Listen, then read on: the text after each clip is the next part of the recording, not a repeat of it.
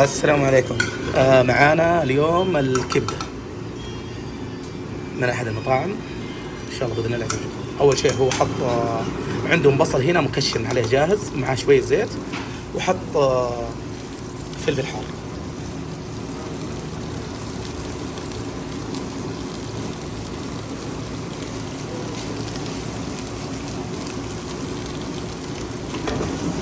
الآن بيضيف الكبدة، هذا من أسرع المقاطع.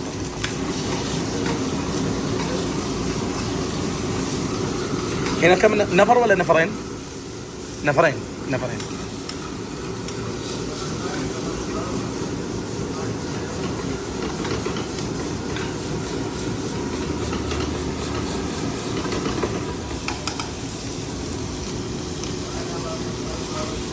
الآن نضيف طماطم،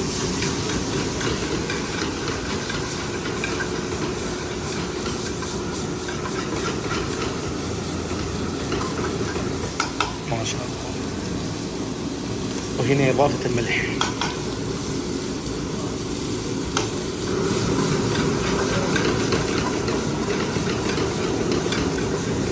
طبعا أنا دائما أحب أجرب قبل ما أجي أصور، فهذا الشيء قد جربته قبل كذا.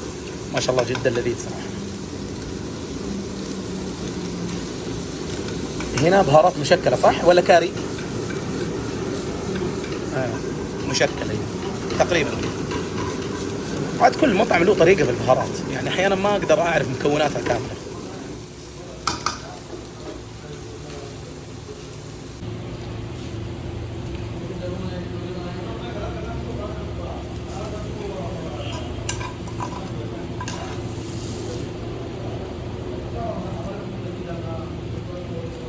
ما شاء الله تبارك الله.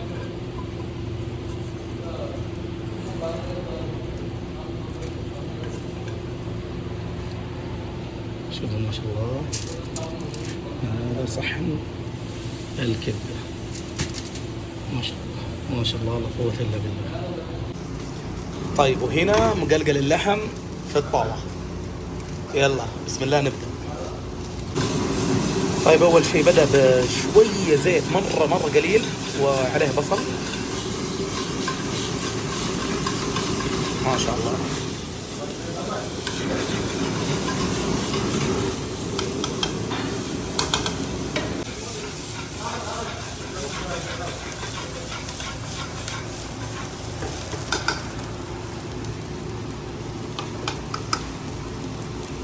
هنا ضاف فلفل، وهذا المرق. شوفوا اللحم كيف. هذا لحم تيوس بلدية، التيوس اللي هي الماعز اللي يسأل عنه. شوفوا القياس عندهم كيف، زي كذا.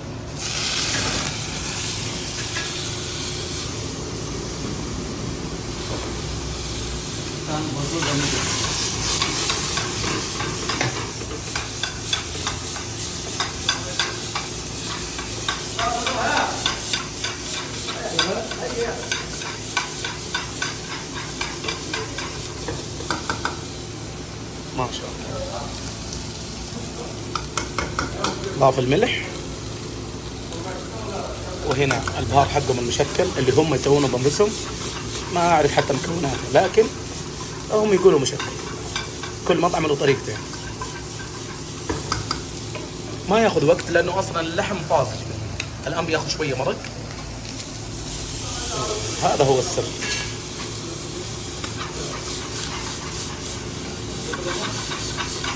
باقي لازم يوم اصور هذا عن كيف طريقه، اشوف ايش اللي حطه معاه.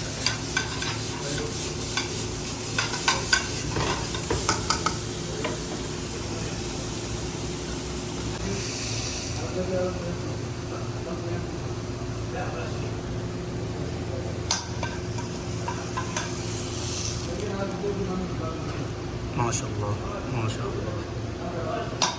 وكذا انتهينا من مقلقل اللحم.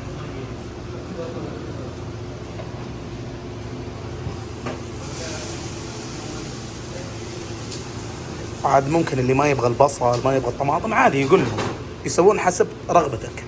بس إذا تبغى الطلب المعتاد عندهم هو يتسوى بهذه الطريقة. ونبدأ برضه في الكبدة. هنا استخدم بصل، شوية زيت.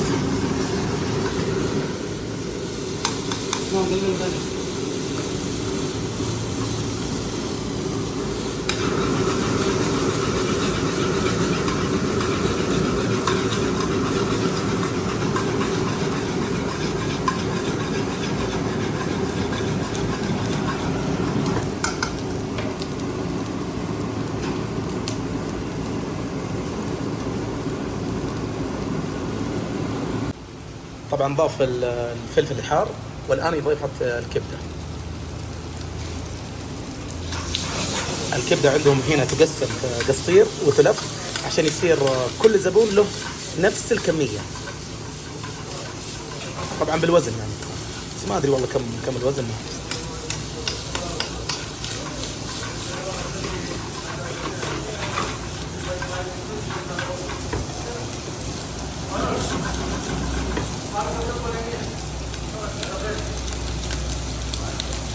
هنا نضيف الطماطم.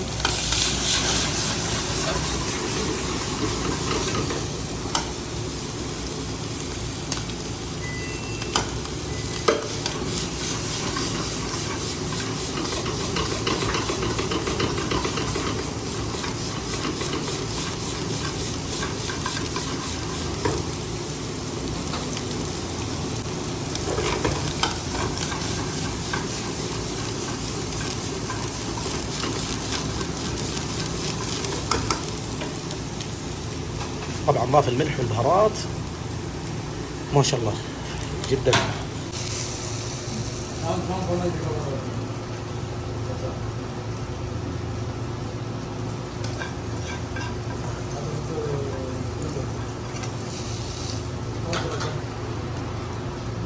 ما شاء الله كذا جهزت الكبدة،